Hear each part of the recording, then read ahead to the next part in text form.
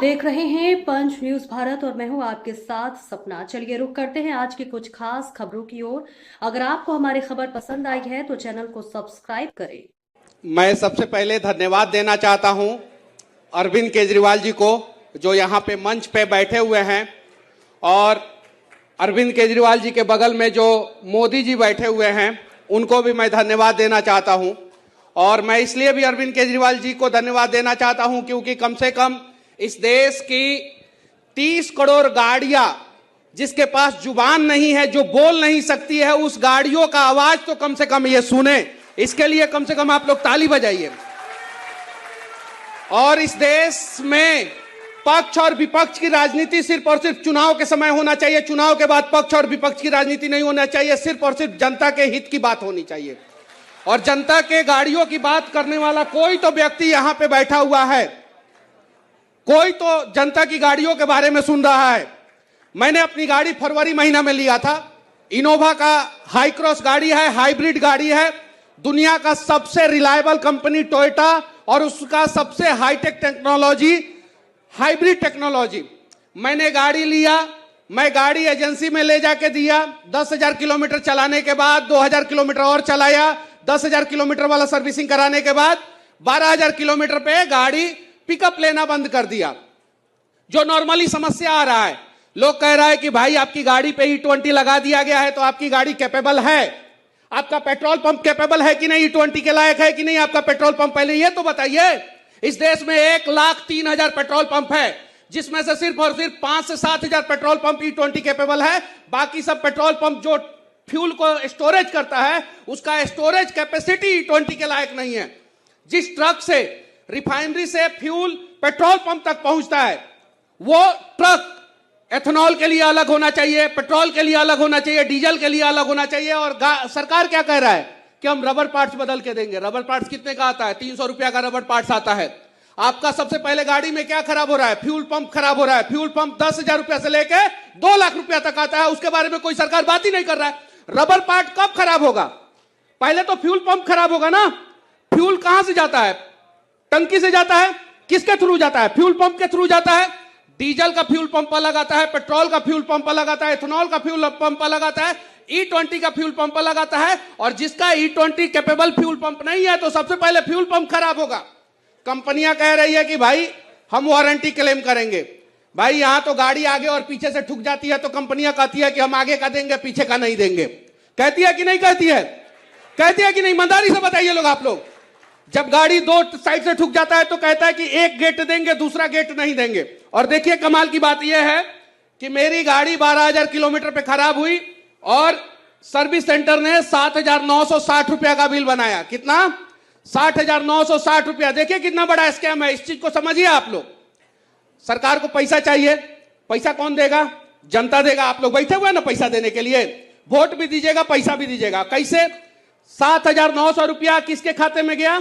Service centre के खाते में। उसके बाद से मेरा बिहार सरकार कहा कि 9% तुम दो, स्टेट जीएसटी दो, होता है ना स्टेट जीएसटी, तो 9% मैं बिहार सरकार को दिया स्टेट जीएसटी। 716 रुपया मैं बिहार गवर्नमेंट को दे दिया। फिर केंद्र सरकार में मोदी जी कहे कि भारत माता की जय बोलते हो, देश के विकास के लिए 9% तुम दो। एक तो मेरी गाड़ी खराब हुई, 12,000 किलोमीटर चलाने के बाद गाड़ी खराब हो गई। उसके बाद से मैं सर्विस सेंटर को दिया 7,900 रुपया। स्टेट गवर्नमेंट बोला कि 9% तुम दो, सेंट्रल गवर्नमेंट बोला 9% तुम दो। आम आदमी को गन्ना का रस बना के रख दिया है सब। जब मन किया तब पेर दे रहा है सब, जब मन किया तब पेर दे रहा है। और जो आम आदमी बोल रहा है उसको बोल रहा है कि भाई नितिन गडकरी जी बोल रहे हैं क्या कि हमारे पास आइए कंप्लेन करने। और जब हम गाड़ी लेके जा रहे हैं तो यहाँ के पुलिस वाले बोल रहे हैं कि भाई पहले तो तुम जेल में जाओ। अब हम लोग जाए तो जाए कहां जाए? मतलब हम लोग कहां जाए? नितिन गडकरी जी, मेरा टोयोटा इनोवा हाई क्रॉस है। मेरे पास टोयोटा की 4 गाड़ी है, फॉर्च्यूनर है, इनोवा हाई क्रॉस है, हाई राइडर 2 है। और मैं जितना पेट्रोल गाड़ियां है मैं देने के लिए तैयार हूं। 6% एवरेज ARAI कह रहा है कि 6% एवरेज डाउन होता है। भाई रियल वर्ल्ड में कम से कम 10% एवरेज डाउन हो रहा है, मिनिमम 10% एवरेज डाउन हो रहा है। जब आप E10 से E20 पे स्विच हो रहे हैं, 10% इथेनॉल मिला रहे हैं, 10% एवरेज डाउन हो जा रहा है, तो पेट्रोल का इंपोर्ट ड्यूटी कहां से बचेगा? ये बताइए ना। आप लॉजिकली बातें नहीं कर रहे हैं। जब E10 से E20 पे स्विच कर रहे हैं, 10% यहां पे इथेनॉल मिला रहा है, 10% एवरेज डाउन हो गया, तो आपका इंपोर्ट ड्यूटी नहीं बचा। दूसरा चीज, आप चावल के नाम पे किस प्रकार से एमपी में 1160 करोड़ रुपया का घोटाला कर लिए, 360 डिग्री घुमा के कुपोषण का चावल से इथेनॉल बनाना शुरू कर दिया लोग। ये लोग बताइए, इस प्रकार से स्कैम हो रहा है। आज मैं इस मंच से कहना चाहता हूं, मोदी जी भी बैठे हुए हैं, अपने आप को मोदी जी कह रहे हैं, ये हैं अरविंद केजरीवाल जी बैठे हैं, मेरे से स्टाम्प पेपर पे लिखवा के रख लीजिए लोग। 1 साल के बाद आपकी गाड़ियों का सर्विसिंग कॉस्ट 1.5 गुना नहीं हो गया ना, तो मैं वीडियो बनाना छोड़ दूंगा। आपकी गाड़ियों का सर्विसिंग कॉस्ट 1.5 गुना होने वाला है, और 2 साल बाद आपकी बातों को कोई नहीं सुनेगा, क्योंकि इस देश की जनता मुद्दा को 90 दिन के बाद भूल जाती है। कितना दिन के बाद? 90 दिन के बाद भूल जाती है, और 90 दिन के बाद किसी को याद भी नहीं रहेगा। आप लोग जितने लोग बैठे हुए हैं, आप लोग बताइए कि 2 साल पहले इस देश में इसी महीना में कौन सा ट्रेंडिंग मुद्दा था जनता के हित में? किसी को याद है? 1 साल पहले कौन सा मुद्दा था? 6 महीने पहले कौन सा मुद्दा था? और ये जो अभी जंतर मंतर पे प्रोटेस्ट हुआ है, एथेनॉल वाला मुद्दा ये है, इसके पहले कौन सा मुद्दा देश में ट्रेंड कर रहा था? आप लोगों को पता है? याद भी है? 6 महीना बाद आप लोगों को यह भी नहीं याद रहेगा। 6 महीना बाद आप लोगों को यह भी नहीं याद रहेगा, यकीन मानिए। बस मैं आप लोगों से कहना चाहता हूं कि साथ दीजिए, जो भी आदमी सही काम करे उसका साथ दीजिए। और अभी सही चीज के लिए ये आवाज उठा रहे हैं आप लोग, कम से कम जो गाड़ियां आवाज नहीं बोल नहीं सकती है उसके साथ नहीं खड़े होंगे तो आपके बच्चों के भविष्य के साथ कोई नहीं खड़ा होगा। आप लोगों में से जितने लोग हैं माता पिता हैं, आप लोग कसम खा के बोलिए कि आपके बच्चे शुद्ध हवा ले रहे हैं क्या? शुद्ध पानी ले रहे हैं क्या? तो जो आदमी अपने बच्चों के लिए शुद्ध हवा शुद्ध पानी का व्यवस्था नहीं कर सकता है, वो आदमी अपनी गाड़ियों के लिए सरकार से लड़ेगा क्या? लड़ेगा क्या? और ये लड़ाई सिर्फ और सिर्फ आपकी गाड़ी के लिए नहीं है, ये लड़ाई आपके बच्चों के भविष्य के लिए है। शुरुआत आपकी गाड़ी से हो रही है, क्योंकि एक आम आदमी, मिडिल क्लास फैमिली जो है, वो सबसे ज्यादा परिवार में नई गाड़ी को प्यार देता है। तो जब आप अपनी गाड़ी के लिए लड़ लीजिएगा तो आप अपने बच्चों के भविष्य के लिए भी लड़ लीजिएगा। तो शुरुआत यहीं से किया जाए, तो साथ दीजिए लोग, आप लोग।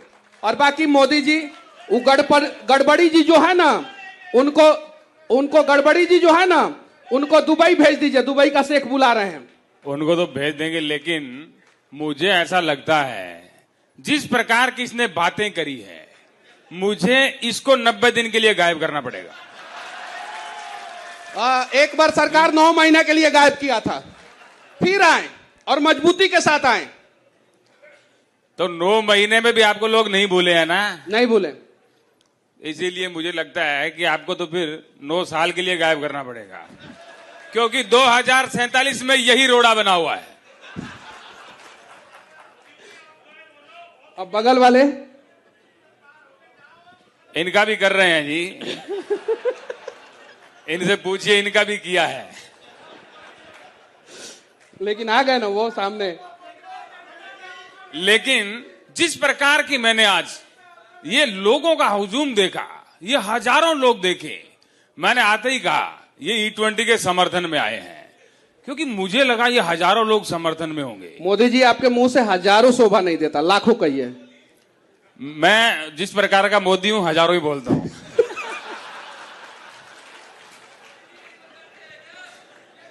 मैं 54 इंच वाली छाती का हूं। चलिए ठीक है, जय हिंद।